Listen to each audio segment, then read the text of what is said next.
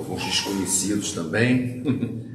Nós vamos continuar a sequência de mensagens enfocando cada domingo um livro da Bíblia diferente, e nesse domingo nós vamos falar sobre o livro de Crônicas. É bem verdade que o livro de Crônicas, principalmente o Crônicas 1, vamos falar a verdade, ele é bem chato, né? Porque ele descreve as tribos e é um livro de crônicas, então tem uma porção de crônicas lá que tem valor histórico, mas que para nós valor prático é pequeno. Só no final de Crônicas 1 tem uma famosa oração que Davi fez antes de morrer. Aliás, foi o pastor Matozinho que citou essa oração, acho que no culto passado. E depois entra Crônicas 2. Crônicas 2, né, segundo Crônicas, já é mais interessante. Ele descreve os reis, né? São crônicas dos reis que sucederam após a separação das tribos. A tribo de Israel permaneceu na idolatria todo o tempo, até ser finalmente destruída, enquanto o reino do sul, o reino de Judá, ele foi alternando entre reis bons e reis ruins. A história que nós vamos ler hoje, para a nossa meditação e para a nossa edificação, ela se encontra no capítulo 25 de 2 Crônicas. E ela diz respeito a um rei que foi um bom rei, o rei chamado Amazias. E ele estava com um problema, ele tinha que ir para uma guerra. Ele precisava enfrentar um inimigo que já tinha sido enfrentado pelo seu pai, inclusive tinha derrotado o seu pai. Era um povo estrangeiro, e eles então se mobilizaram para uma guerra contra esse povo, para os edomitas. Eu convido os irmãos a acompanhar a leitura da palavra de Deus em 2 Crônicas. São apenas 6 versículos, do versículo 5 ao versículo 10. 2 Crônicas 25, versículos 5 ao versículo 10. A palavra de Deus nos diz o seguinte: Amazias congregou a Judá e o pôs segundo as suas famílias, sobre chefes de 1000, chefes de 100, por todo Judá e Benjamim. Contou-os de 20 anos para cima e achou 300.000 escolhidos capazes de sair à guerra e manejar lança e escudo. Também tomou de Israel a soldo 100.000 homens valentes por 100 talentos de prata. Porém, certo homem de Deus veio a ele dizendo: Ó rei, não deixes ir contigo o exército de Israel, porque o Senhor não é com Israel, isso é, com os filhos de Efraim. Porém, vai só e age e ser forte, do contrário, Deus te faria cair diante do inimigo, porque Deus tem força para ajudar e para fazer cair. Disse Amazias ao homem de Deus: Que se fará, pois, dos 100 talentos de prata que dei às tropas de Israel? Respondeu o homem de Deus: Muito mais do que isso pode dar-te o Senhor. Então separou Amazias as tropas que lhe tinham vindo de Efraim para que voltassem para casa, pelo que muito se acendeu a ira deles contra Judá e voltaram para casa ardendo em ira. Que o Senhor abençoe essa palavra em nosso coração, amém? Pai, abençoa esse momento em que vamos meditar na Tua palavra. Que o Teu Espírito, ó Pai, encha o nosso coração de certeza, de convicção de que a Tua palavra deve prevalecer em nosso coração, deve nos inspirar, deve nos dirigir. Fica conosco, Senhor, orientando segundo o Teu querer, segundo a Tua palavra nos instruir. Em nome de Jesus. Amém. O rei Amazias estava se preparando para uma guerra. Isso já foi ficado bem claro. E ele contratou, além dos 300.000 que ele já tinha juntado, ele juntou mais 100.000 de um exército de mercenários. Ele contratou 100.000 soldados da tribo de Efraim, da tribo de Israel. Isso era comum e ainda é comum a contratação de mercenários para a guerra. Hoje, exatamente hoje, na guerra entre a Ucrânia e a Rússia, os dois lados têm mercenários, têm soldados contratados para lutar. Por incrível que pareça, alguém é contratado para se arriscar a morrer. É isso mesmo. Desde milênios é assim. E ainda é. Então não havia nada de errado com o que o rei estava fazendo. Ele tinha 300 mil soldados e ia enfrentar um exército, a Bíblia não diz quanto, mas era um exército grande também, ele queria ganhar, então ele disse, eu vou levar mais 100 mil, né, para me ajudar. É interessante logo de cara, né, eu sempre uso esse texto assim, olha, Jesus falava de talento, a parábola dos talentos, o talento, quanto vale um talento? Bom, aqui diz, 1 talento de prata, porque ele contratou 100 mil soldados por 100 talentos de prata. Bom, basta fazer as contas, né? 1 talento de prata contratava 1000 soldados. 1 talento de prata era mais ou menos 28 quilos, 1 talento. Isso significa, né, 28 vezes 100, o sujeito mandou 2 toneladas e 800 quilos para o rei, não, para os soldados lá. Era muito dinheiro, muito peso, muita prata. Ok. Nada demais, ele tinha esse dinheiro, ele mandou o tesouro para lá, e contratou os soldados vieram, estavam se preparando para a guerra, estava tudo certo, nada de errado, até que apareceu um homem de Deus, e aí mudou tudo. Essa história só está registrada por causa do aparecimento desse homem. A Bíblia não diz qual era o nome dele, e isso é muito bom, porque o verdadeiro servo de Deus, ele não tem que aparecer, o que tem que aparecer é a vontade de Deus. Um certo homem de Deus, que só o Senhor sabe quem foi, surge em cena, procura o rei e diz o seguinte, não faça isso. Deus não abençoa essas pessoas que estão indo com você. Você tem que abrir mão disso, manda eles embora. Você pode ganhar sozinho com a ajuda do Senhor. E ele fala uma coisa assim que pode até parecer óbvia, mas é importante você ouvir. Deus tem o poder para fazer ganhar e também fazer perder. Ele pode te ajudar a ganhar, pode te fazer perder. O que você precisa? Dar ouvidos à sua voz. Não faça isso. Vejam bem, voltando a falar do homem de Deus, é tão importante saber quando você pode ser usado por Deus, transmitir uma mensagem. Você acha que só vai falar coisa bacana, todo mundo vai dizer aleluia, amém. Mas que conversa é essa, rapaz? Eu vou perder a ajuda de 100 mil homens, eu vou perder 100 talentos de prata? O que eu vou fazer com isso? Como é que vai ser um negócio desse? Então nem sempre o servo de Deus fala coisas boas, mas a vontade de Deus tem que prevalecer. E aí o servo de Deus, mais uma vez, ele fala uma frase que para mim ecoa no meu coração e ecoa para todo mundo, né? Muito mais do que isso pode te dar o Senhor. Muito mais do que 100 talentos de prata pode te dar o Senhor. Você vai abrir mão, você vai perder, vai perder para obedecer à voz de Deus. Você já fez aquilo que você achava do ponto de vista humano correto, contratou mercenários, contratou um exército para te ajudar, você tinha dinheiro para pagar, pagou, mas Deus disse, não, eu não quero isso, eu não vou te abençoar dessa maneira, você vai perder esse dinheiro para me obedecer. Amazias foi obediente, isso que foi importante, ele realmente abriu mão dos 100 talentos de prata, mandou o exército embora, e diz o texto que eles saíram furiosos. Assim, quando eu obedeço a Deus, todo mundo fica feliz. Bem, aqueles 100 mil não ficaram felizes, não. Eles saíram furiosos. Porque, engraçado, eu fico pensando, furiosos de quê? Eles não receberam o dinheiro deles? Eles queriam lutar? Queriam morrer? Tinham sede de sangue?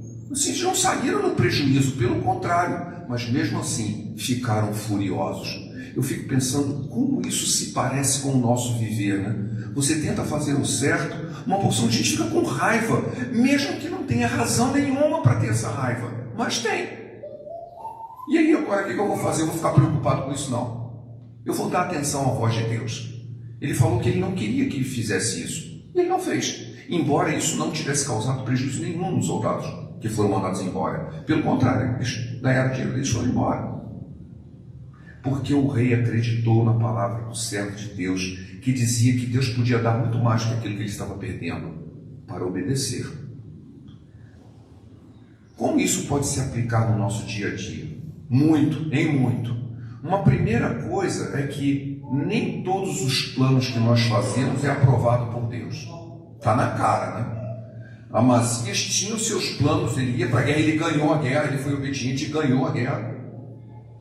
Deus abençoou e ele ganhou, ele foi vencedor. O que tinha de errado ali? Por que os planos dele não estavam aprovados? A gente às vezes fica pensando assim, Deus tem um plano melhor. É verdade, Deus tem um plano melhor. Mas não é simplesmente porque Deus tem um plano melhor, é que muitas vezes nós não percebemos que os planos que nós traçamos tem algumas partes que Deus não aprova. Deus não aprova, não é porque ele era melhor ou pior, é porque Deus não aprovava. Tinham pessoas ali que Deus não queria que estivessem ali. Eu fico lembrando quantas vezes o Senhor nos orienta que nós não devemos nos associar aos incrédulos, que nós não devemos participar de certas coisas, que nós não devemos nos misturar com as coisas ímpias.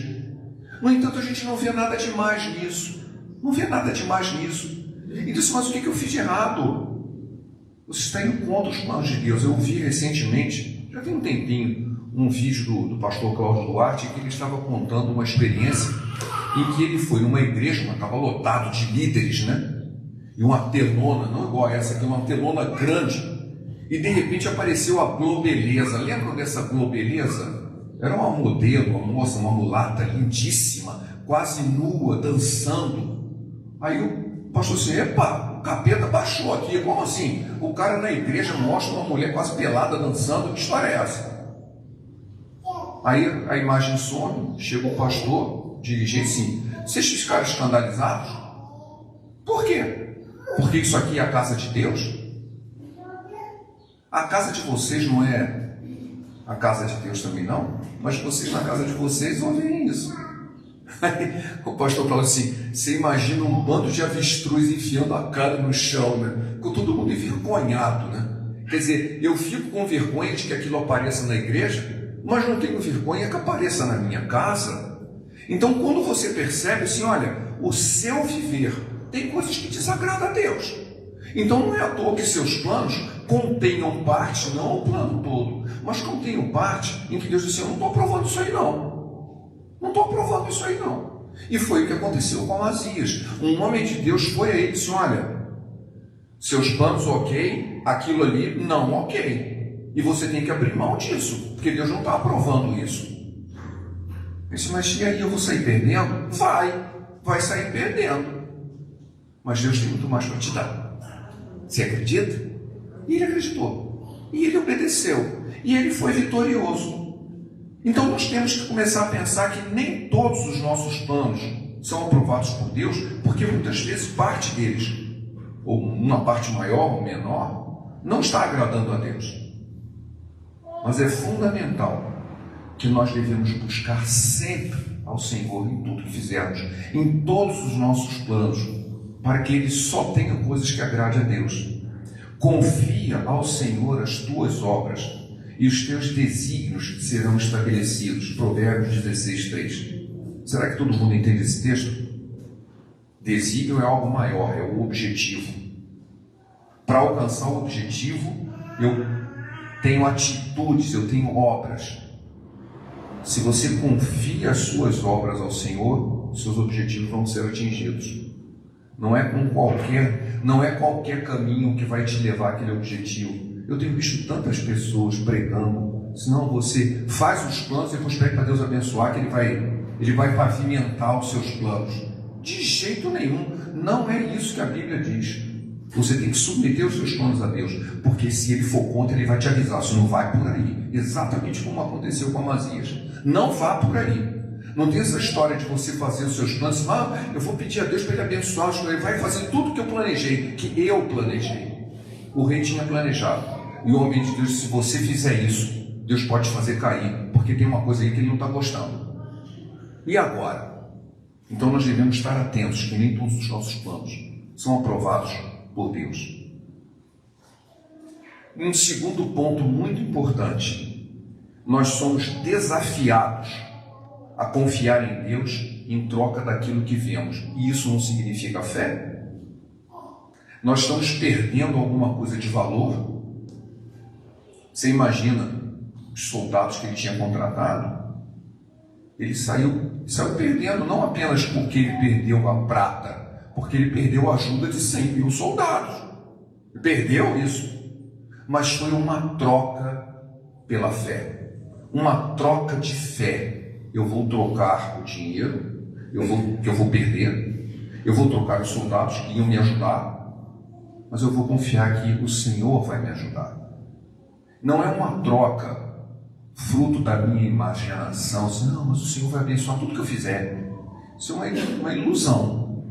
O Senhor não vai abençoar tudo que eu fizer, vai abençoar aquilo que estiver no plano dele. Basta que eu alinhe os meus planos aos dele e que tudo vai dar certo.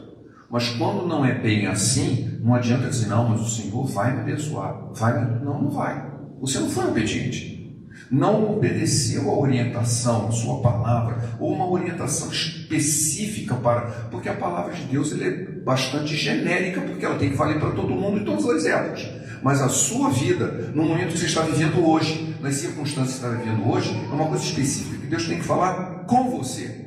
Ele fala através de circunstâncias, fala através da sua palavra, fala através de profetas, fala através dos seus servos. Fala diretamente com você, ao seu coração. E muitas vezes nós temos que abrir mão de bens materiais, às vezes status social, às vezes até de credibilidade, para seguir a orientação de Deus. Então assim, aquele cara ali, não, esquece. Ele não faz parte da batota. Pelo menos essa era a gíria que eu usava no Rio de Janeiro, né? Agora não sei mais como é que se fala isso. Né? Nós confiando muito mais nas coisas do mundo, em vez daquilo que Deus pode me oferecer que eu não estou vendo. É uma troca de fé. Nada pode se comparar àquilo que Deus tem preparado para aqueles que o amam. Nós estudamos isso na última vez que eu preguei aqui. Nem olhos viram, nem ouvidos ouviram, nem jamais penetrou em coração humano o que Deus tem preparado para aqueles que o amam. 1 Coríntios 2,9 foi o assunto da minha mensagem da última vez que eu preguei. Será que eu creio nisso mesmo? Eu estou disposto a abrir mão dos meus bens, aquilo que eu posso ver, aquilo que eu conquistei com as minhas mãos, senão você vai sair perdendo isso aí. Abra mão, perdeu. Porque Deus tem muito mais para te dar. Deixa que você obedeça a sua voz. E aí vem o terceiro ponto. Por que isso? Porque Deus sempre honra a obediência. Sempre honra a obediência. A obediência tem um valor muito grande. Jesus contou uma historinha, não era exatamente uma parábola, mas uma pequena história. Ele disse que o pai chegou para um filho mais velho e disse o seguinte: filho, vai trabalhar na vinha. Ele disse: vou. E não foi. Aí ele chegou para o filho mais novo e disse: filho, vai trabalhar na vinha. Ah, vou não. Quero não. Foi embora. Daqui a pouco ele se arrependeu e foi. Aí Jesus pergunta para os fariseus que estavam em volta: quem cumpriu a vontade do pai? O que disse sim ou o que disse não? O que foi? Não adianta você dizer sim ou não, o negócio é você ir. É você ir. E ele foi de má vontade, foi meio arrependido. Primeiro disse que não, estava meio revoltado, mas foi. Ele foi obediente. O outro foi todo bonzinho, foi pronto. Ah, você pode deixar, pai. Está comigo. E não foi. Não fez.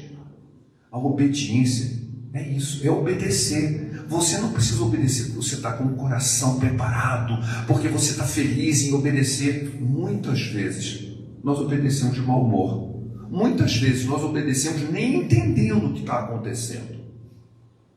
E eu montei uma ilustraçãozinha que eu gosto sempre de inventar essas historinhas. Algum de vocês aqui já foi a alguma festa de má vontade? Todos, né? Sempre tem uma festa que você vai, você não queria estar aqui. Tem uma pergunta. Por que você foi de má vontade, o pedaço de bolo foi menor?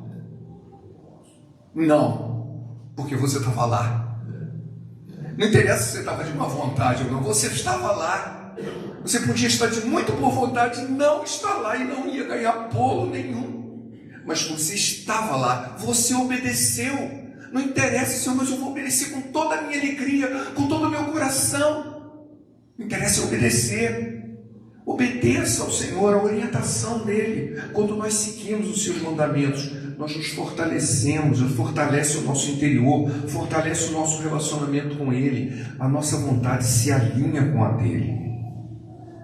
Obedecer é confiar que Deus sempre deseja o nosso bem e que tem sempre o melhor para nós. Mesmo que não pareça, mesmo que eu saia perdendo. Eis que o obedecer é melhor que sacrificar, e o atender melhor do que a gordura dos carneiros. Isso faz Samuel dizendo para Saul que havia feito uma bobagem. E ele diz: não, mas eu fiz um sacrifício ao Senhor. Não interessa, obedecer é mais importante. Muitas pessoas acham que vão compensar a sua desobediência ou a sua arrogância diante de Deus, achando que pode traçar o seu caminho sem submeter à vontade dele. Mas eu vou fazer um sacrifício, eu vou doar dízimo, vou fazer um jejum de não sei quantos dias, de Daniel, de João, de não sei quem, de João Batista. Eu nunca vi ninguém fazer jejum de João Batista, tá? Só faz um sacrifício lá de Daniel, né? Porque o João Batista comia gafanhoto e mel, né? Então, você quer fazer um jejum de João Batista, coma gafanhoto e mel por não sei quanto tempo, vista a pele de camelo, aqui acho que não tem pele de camelo, deve ter um outro tipo de couro aí qualquer. Esse não dá certo, né? Machuca. Por quê? Porque eu não quero obedecer ao Senhor. E eu acho que sacrificando compensa. A palavra de Deus diz claramente: obedecer é melhor que sacrificar. Não diz que sacrificar é errado, diz que obedecer é mais importante. Não adianta você sacrificar desobediente, o importante é obedecer. Obedecer a Deus pode exigir renúncia. Pode exigir renúncia. Muitas vezes significa abrir mão dos nossos próprios desejos, abrir mão de caminhos que aparentemente são fáceis ou mais adequados para nós, para seguir o que Ele nos pede.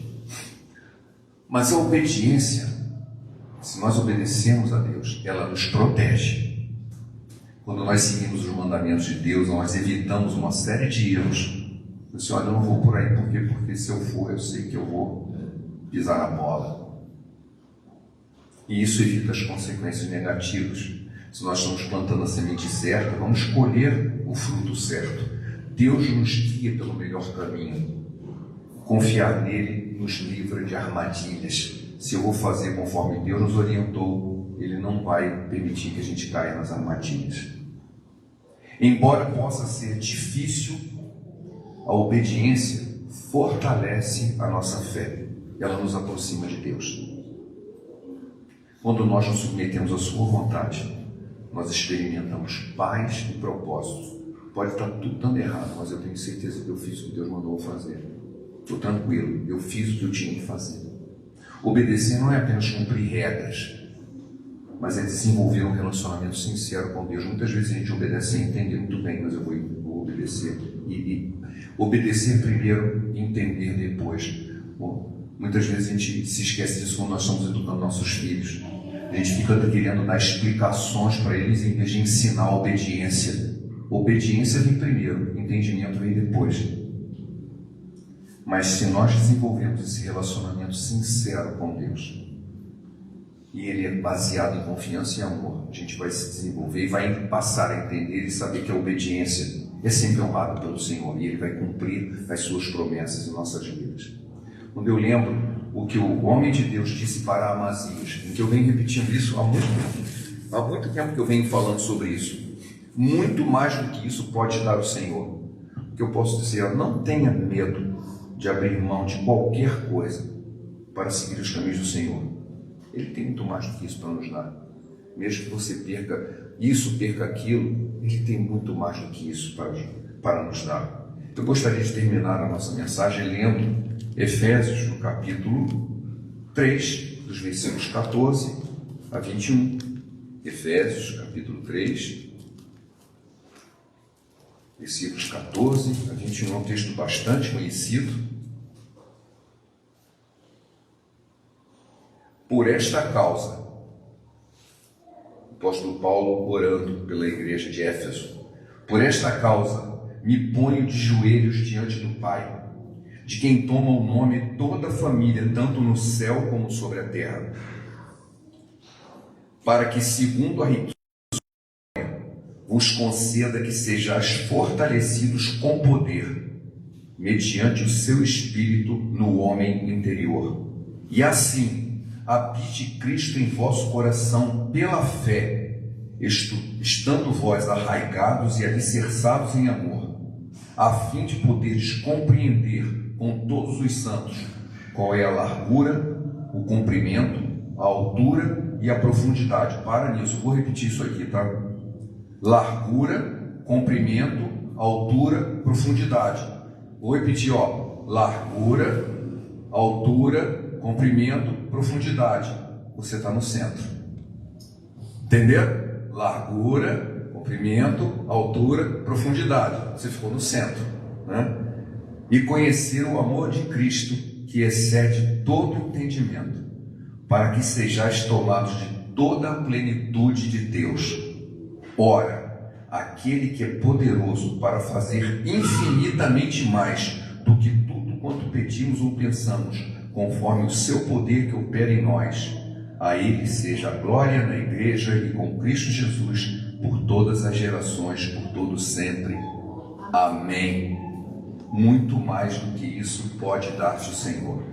Pai, obrigado pela tua palavra, que ela fortaleça o nosso coração, que ela nos leve a uma vida de obediência, a uma vida de atenção à tua voz, que a tua voz esteja nos orientando passo a passo, dia após dia, e que ela nos leve sempre cada vez mais perto de Jesus, em nome de quem oramos. Amém.